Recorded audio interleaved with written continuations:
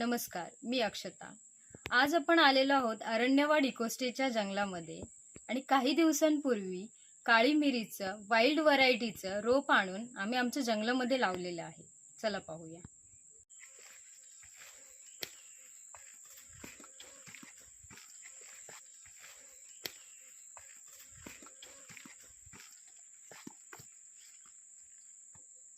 ही आहे काळी मिरीची वाईल्ड व्हरायटी. आज मी तुम्हाला ह्याची एक इंटरेस्टिंग गोष्ट सांगणार आहे.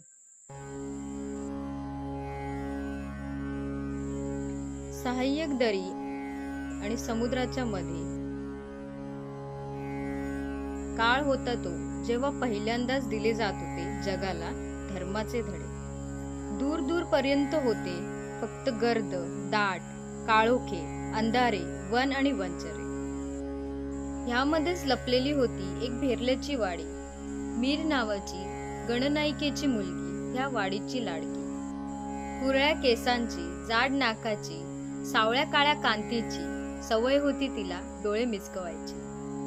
रानावनातून फिरताना, आंबा झाडावरून उतरवताना चीक होता तिच्या डोळ्यात पडला. वर्ष होऊन गेले तरीही डोळे मिचकवायची सवय काही जाईना. गणनायिकेच्या हाताखाली आईकडून लागली मीरला झाडांची अशी गोडी.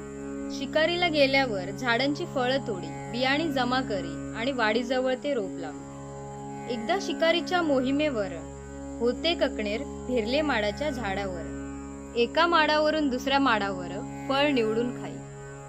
मीरने डोळे मिचकावत गणनायिका आईला बोट दाखवत विचारले प्रश्न हात धरत. का गे आय, सगळीच फळं एका झाडाची, मग ह्यात निवडायचे काय? जाणती गणनायिका आवाजात बोलली खर्जातल्या. मुले जरी असली एका आईची तरीही काही घट्ट तर काही मट्ट. कमजोर, कमी गोड, आतून फोल, त्यातून सर्वोत्तम निवडेल ककणेर. दिवस मावळला. भेरल्याच्या वाडीच्या हाती ठेंगाच आला.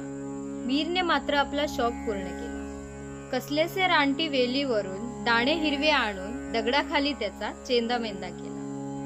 जिबेला जेव्हा हा लेप लावला, हाहू करत मीरच्या जिबेला जबर चटका बसला. वाडीतल्या गणांनी जेव्हा मीरला ह्याची चव विचारली, मिचकावत डोळे मीर म्हणाली, इतर झणझणीत झाडांनी ह्याच्या पुढे झक मारली.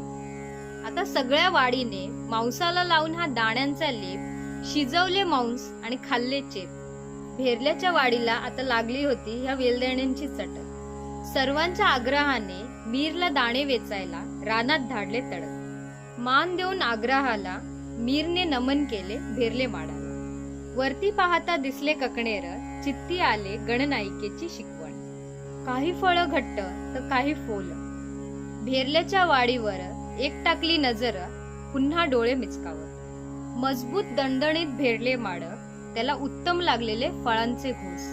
ककणेरांनी केली भेरले माडाची शेती सर्वोत्तम, कारण नैसर्गिक निवडीची स्वाभाविक. मीरने ठेविले चित्ती. गणांची सुरू झाली शोध मोहीम. सर्वोत्तम वेलींचे सर्वोत्तम दाणे शोधिला. म्हणाली मीर पुन्हा डोळे मिचकावत. मीरच्या निवडीने शोधले टपोरे वेलींचे दाणे. पुढील काही वर्षात सुरू राहिले इथे येणे जाणे.